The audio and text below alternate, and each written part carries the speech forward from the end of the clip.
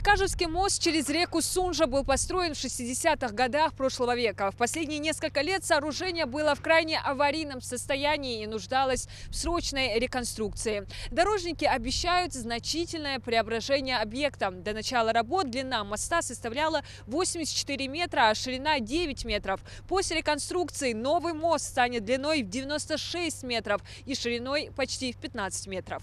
Новое дорожное покрытие, водоотвод, тротуары, разметки. Обновленный мост будет качественным и отвечать всем требованиям, обещают дорожники. Чтобы успеть все в срок, строители работают каждый день. Они уже установили буронабивные сваи диаметром 1 метр, глубиной 20 метров. На данный момент продолжают демонтаж старого моста. Следующий этап у нас сейчас пойдут ригеля по стойкам. На каждом опоре у нас 4 стойки. Эти стойки обвязываются ригелями. Ригеля у нас высотой метр, шириной 1,65 м. По ригелям у нас идет эти балки, пролет балки 21 метр и 24 метра. Высота балки 1,20 м.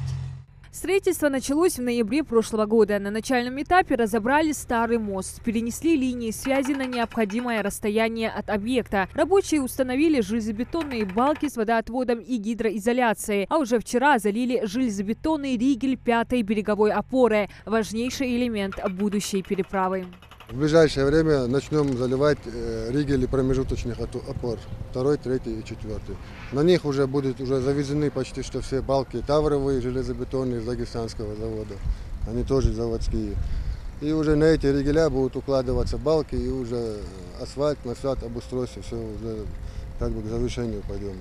Строительство моста ведется в рамках нацпроекта «Безопасные качественные дороги». Для реконструкции выделено более 185 миллионов рублей. В Минавтодоре сообщают, обновление объекта позволит в разы увеличить грузоподъемность и его пропускную способность. Ну а пока предстоит еще большой фронт работ. Дальше ригели мы зальем, начнут укладывать балки. Потом между балками монолитные участки останутся, их замонолитят. Ну и сверху уже все гидроизоляционные слои, асфальтобетонные слои пойдут и обустройство. По информации дорожного ведомства, в целом ремонт путепровода идет по графику. Подрядчик трудится добросовестно. А как только залитый бетон высохнет, работа еще больше закипит. Ну а кому сейчас точно не просто, так это водителям. Чтобы добраться до места назначения, им приходится ездить по объездному грейдерному пути. Особенно непросто преодолевать вот этот подъем. В зимнее время года здесь очень часто застревали машины. Но тем не менее автолюбители рады, что реконструкция началась и все эти временные трудности стоят того.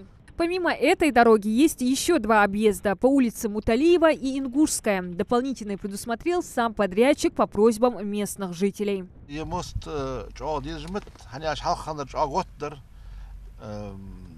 Пропускная способность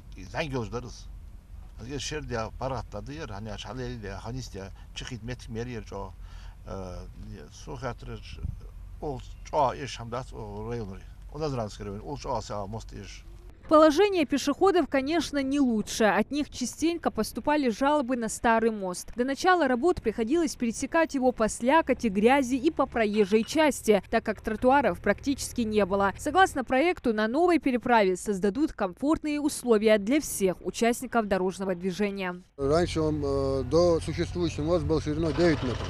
Сейчас он 14,75.